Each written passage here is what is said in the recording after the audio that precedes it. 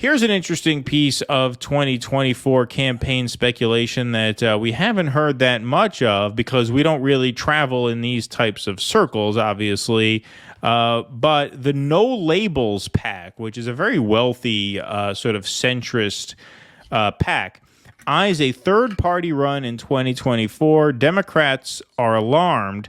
The centrist group is gaining steam and raising money in its effort to get a candidate on the 2024 ballot, with Joe Manchin at the top of their list. The bipartisan we have our third-party candidate. Right, yeah, exactly. DueDissidence, we are the first to endorse. Yeah, Mr. Yeah, right, for 2024. No Finally, dirty break necessary. Just going right for it. For it. The bipartisan group No Labels is stepping up a well-funded effort to field a unity ticket for the 2024 presidential race, prompting fierce resistance from even some of its closest allies who fear handing the White House back to Donald Trump. At the top of the list of potential candidates is Senator Joe Manchin III, the conservative West Virginia Democrat who has been a headache to his party and could bleed support from President Biden in areas crucial to his re-election. The centrist group's leadership was in New York this week raising part of the money, around $70 million, that it says it needs to help with the nationwide ballot access efforts. Now, here's where this gets interesting. The determination to nominate a ticket will be made shortly after the primaries next year on what's known as Super Tuesday, March 5th, says Nancy Jacobson, the co-founder and leader of No Labels. A national convention has been set for April 14th and 15th in Dallas, where a Democrat-Republican ticket would be set to take on the two major party nominees. Mr. Biden's facing two long-shot challengers, and Mr. Trump is the Republican frontrunner. Other potential No Labels candidates being floated include Senator Kyrsten Sinema, an Arizona independent, and former Governor Larry Hogan of Maryland, a Republican who has said he would not run for the GOP nomination and is the national co-chairman of the group. But Mr. Manchin has received the most notice recently after speaking on a conference call last month with donors. We're not looking to pick the ticket right now. Former Representative Fred Upton, a Michigan Republican and longtime associate of the group, cautioned in an interview on Wednesday as he prepared to meet with donors and leaders in New York. Our focus is getting on the ballot. All right, I'm just going to read a little bit more here because the drive has already secured ballot spots in Alaska, Arizona, Colorado, and Oregon, and is now targeting Florida, Nevada, and North Carolina.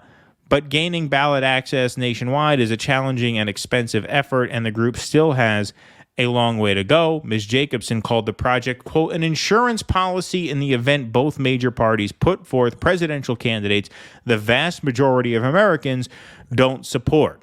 All right, so if you look at where they have ballot access. And your answer to that is Joe Manchin?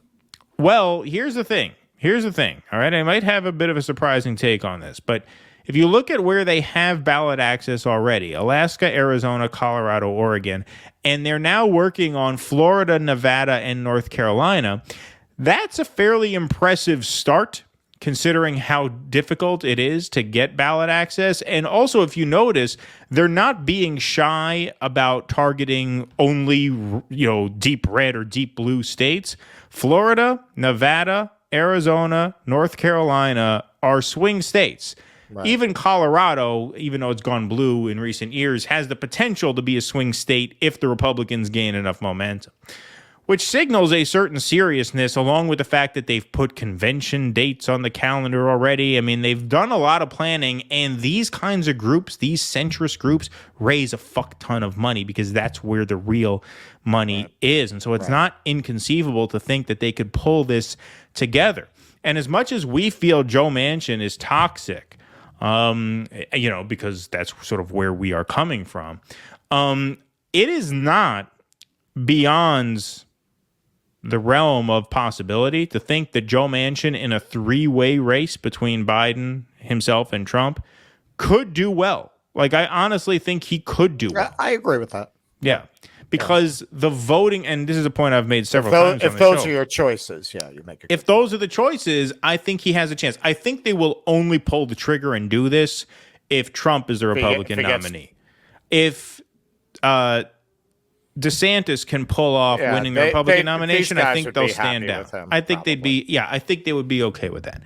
I think these are basically rich neocon types who probably want Biden to win. They probably prefer Biden over Trump, but I think they are doubting whether or not Biden can pull it off. And so that's why they're eyeing someone like Manchin. Now, the reason I say Manchin has a shot as a third-party candidate is precisely because of a point I've made a couple times on the show, which is that the voting public has become normier and normier and normier over the past few cycles because a lot of the radical energy on both the left and the right have sort of been filtered out of the electoral process. And so that gives Manchin a chance in a three-way race. And what the real reason I wanted to cover this as a main segment, the reason I really wanted to highlight this piece here is because of a point that it really highlights, which is to say that these political parties are simply vessels and vehicles for wealthy elites to use to get power. Even diehard Democrats and diehard Republicans are only invested in each of these parties to the extent that those two parties can win them wealth and power. Once that vehicle breaks down and can no longer drive, they'll ditch the Democratic Party just as fast as we on the left ditched the Democratic Party when they screwed Bernie twice in a row. Like, they'll do it just as easily as we will. So what that means is that these parties are basically front groups for the money that fund them. And so if they are willing to part ways once they get the signal that this is no longer workable, then why the fuck can't we do that? Why do we still have these knuckle draggers talking about running primaries through the Democratic Party, right? Like, these guys aren't thinking, oh, well, what if, should we have Manchin primary Biden? That's an idea, because then it'll be between Manchin and maybe maybe we'll fund Manchin in the Democratic Party. It's only Joe Manchin. Right. It's only Joe Manchin. Right. Like, they could say, why aren't they running Manchin as a Democrat? Ask yourself that. Why aren't they running Larry Hogan as a Republican? Ask yourself that. Because they realize if these two parties are corrupt beyond the point where a candidate other than the front runner has a real chance, then there's no point in doing that. Why not just go at the two-party system directly if it's no longer serving us? Now, of course, these centrists are doing this for completely rotten aims, right? We don't endorse the aims that they are fighting for, but they have the right attitude, which is fuck this primary shit. Let's just run the general. And the other point I want to make is look at the timetable they're working on versus the timetable that we would be working on if we ran inside the two-party system. When you run as a Democrat, you have to campaign for an entire year, basically, before you know whether you're in the general or not. Think of all the time and money you have to burn through just to get to March of 2024. Because they're not going through a primary process, they don't even have to start thinking about who the candidate is until March of 2024. They said, we're not even going to think about who is going to be until after Super Tuesday, because they don't have to run their candidates through primaries. They just put them on an independent ballot line. And so, therefore, they don't have to exhaust all these resources in 2023. They get to save it all for 2024, knowing they're going to be on the ballot either way. Instead of spending this year arguing with the morons in the Democratic base or the morons in the GOP base, they get to spend this year invested in gaining ballot access, which means once the Democrats pick their stooge, once the GOP picks their stooge, they get to come in and say, okay, we have ballot access in however many states. Hopefully, in their eyes, they get to 50. Here's our candidate. We nominate them. Boom, we're in the game. We're in the game. Is it extremely difficult? Yeah, but their calculus is it's even more difficult to commandeer one of these two major parties. And so if these centrist scumbags can do it, then these are people with a lot more money and a lot more power than the left has. And they feel like they can't overthrow the people in control of the Democratic and the Republican Party. You're not going to beat them in their own house. That's the bottom line. You're not going to go in their house and kick them out of it. They'll kill you. They're not going to allow that. So yeah, it's also interesting that we're only speculating, but I think we agree. Yeah, if it were DeSantis, they would probably stand down. So why is that? Why is that? Donald Trump gave them an enormous tax cut. Like, he really didn't govern any differently from any other Republican in regards to servicing Wall Street, servicing hedge fund managers. In spite of his campaign promises, he kissed their asses just like any other Republican or Democrat, for that matter, does. So at that point, you just have to look at foreign policy and aesthetics. You know, he puts the ugly face on the American reality in a way that they're not comfortable with. And he's talking about upsetting the whole geopolitical plan, right? I'll be done with Ukraine in 24 hours. I mean, what else is it that would make them stand down for DeSantis and not Trump? He was very good to those people. So what is it? It's war. I mean, that's the only real difference, right? Yeah, I think it's war. I think it's also what you just said, putting an ugly face on it. Yeah, look, it's ultimately, yes, I think it comes down to a certain foreign policy consensus that Trump just flies in the face of, you know, because everything really stems from that, right? I mean, you could really trace everything back to that. You know, with regards to, you know, Trump's whole conception of American power is different, right, from the neocon sort of. Well, you always pointed out he thinks like a businessman. He thinks in a very analog way. What you always get from Trump is this is a waste of resources. It's a waste of money. Right. Why are we doing this? Why are we spending all this?